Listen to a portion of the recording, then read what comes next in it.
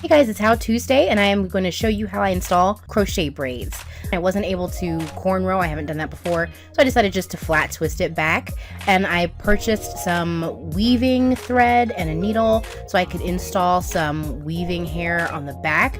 It's called a lock twist and it's 12 inches. I just installed 2 packs of 12 inches.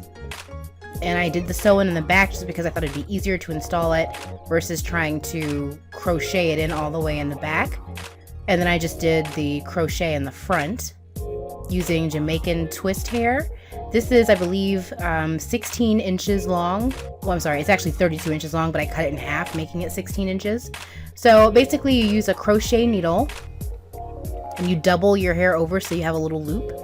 So now basically it's like 8 inches.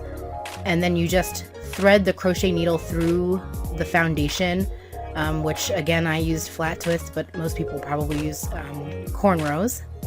And then with the resulting loop you just pull one end through, which creates kind of like a single knot, and then just flip that other side over.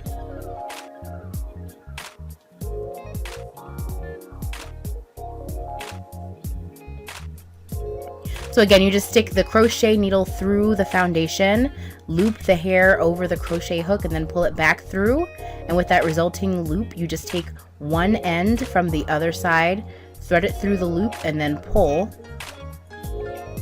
And that creates a knot. As you get closer to the front, you'll notice I used smaller pieces. So I basically just took one little clump that came out of the package, and I basically just separate it into smaller and smaller pieces as I get closer to the front to make it a little bit less bulky. So basically in the back I did the sew-in method, and then in the front I just used this single knot method, again using thinner and thinner pieces as I got closer to the front, and I just did that all the way around.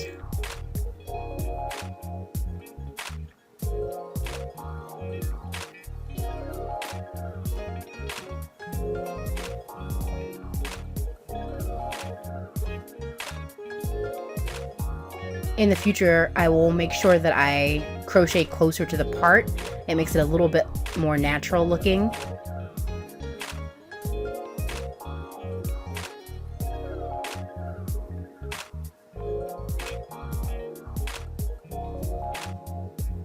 I'm just going to show you a couple more times how I thread that through and then knot it.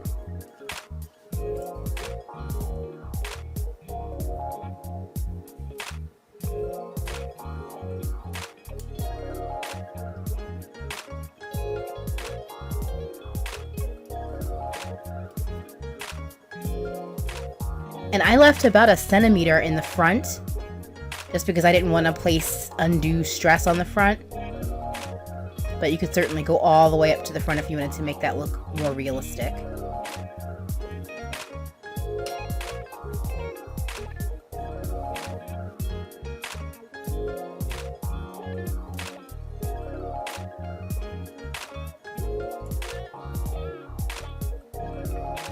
So here's the finished result. It's kind of a Baduism type of fro.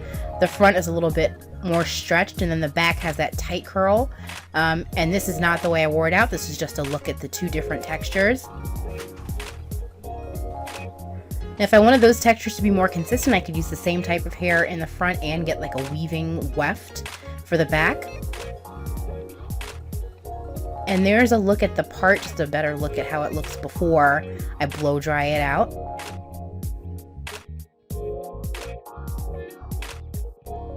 So I took a blow dryer to the hair before I wore it out to try to lengthen it a little bit, because as I mentioned, I took that 32-inch hair, cut it in half, and then doubled it over, making it about 8 inches, which is not a bad look, but I wanted it to be a little bit more stretched looking. So I just used a regular cheapy blow dryer to get that hair to straighten out. And again, this is synthetic hair that I used.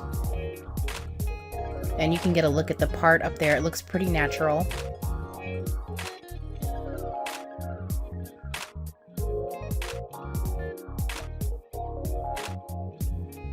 Here I am just taking another pass with the blow dryer to try to elongate it just a little bit more. And it still retains that kind of kinky texture. which is nice for me because it's close to my texture. So there's a difference between the non-blow dried side and the blow dried side. You can see it looks much, much longer. Here's a better look at the hair texture in the back. Essentially, it needs to be unraveled a little bit. And then once I unraveled a couple of those and I had a decent sized section, I just blow dried that one section at a time. You can also try blow drying it without unraveling it, but I find that it tangles a little bit.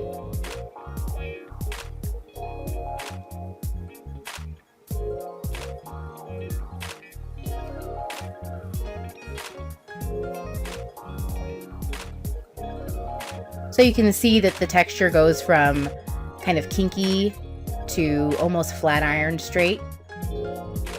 And that's just with a regular blow dryer on high heat.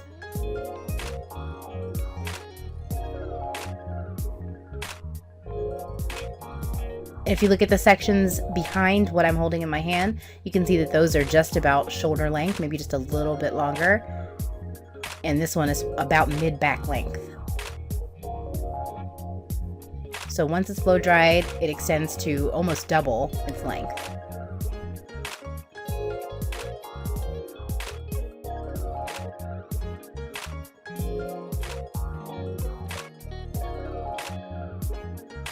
So there's the fully blow dried look, and you can see it's still pretty bulky, which is good because I was going for big hair. And here's a look at how I styled it. You can also style this a bunch of different ways. I will follow up with another How Tuesday to show you how I styled it with a flat iron and with flexi rods. Thanks so much for watching, guys. Please like, comment, and subscribe. And don't forget to check out my Instagram glossary of tags.